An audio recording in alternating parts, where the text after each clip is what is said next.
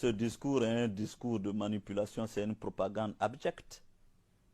On tente de faire croire qu'on veut se battre contre le colonisateur. Mais Gbagbo, c'est du mensonge, c'est de l'intoxication.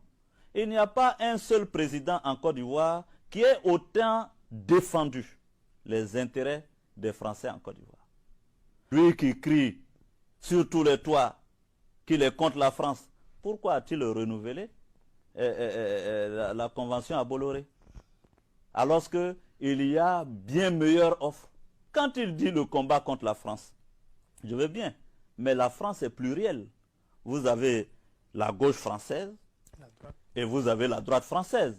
En 2000, vous vous souviendrez que M. Gbagbo avait le soutien du gouvernement de Lionel Jospin au travers du ministre de la Coopération Charles Jocelyn, qui ont crié sur tous les toits que Gbagbo était un démocrate et qu'il avait été élu, malgré le fait que des populations étaient tuées à Abidjan, qu'il y avait un charnier, et que l'Afrique du Sud et l'ONU avaient appelé à la reprise des élections en Côte d'Ivoire.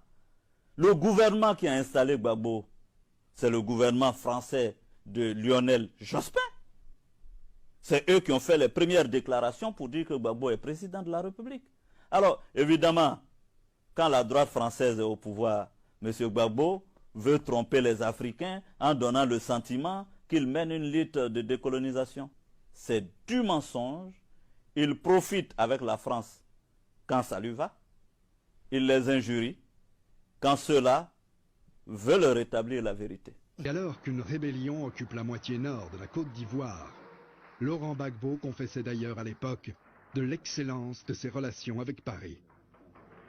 L'ancien colonisateur reconnaissait Laurent Gbagbo, lui a apporté une assistance multiforme et même toute l'aide militaire sollicitée.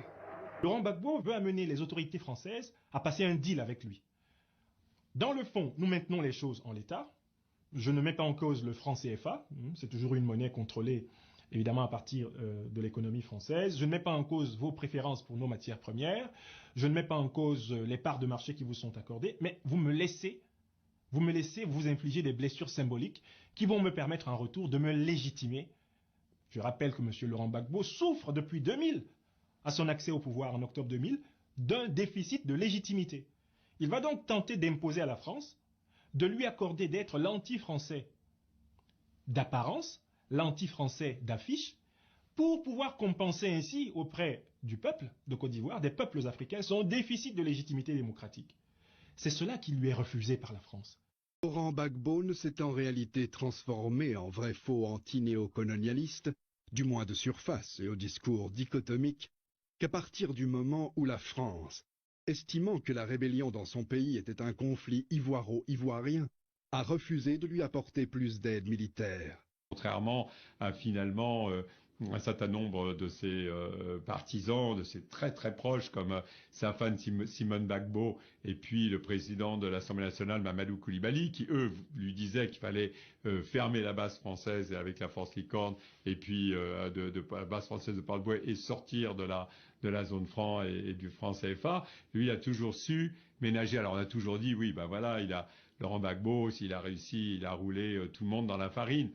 Quand je vous dis que le franc CFA est mauvais, il faut arrêter avec. Gbagbo a dit que c'est bon, lui s'il gagne, il va aller au Ghana, au Nigeria, tout ça. Une monnaie commune, il faut être attractif pour attirer la Guinée et le Ghana. La Guinée et le Ghana dans cet ensemble-là, le Libéria, la Sierra Leone, etc. La Gambie dans cet ensemble-là.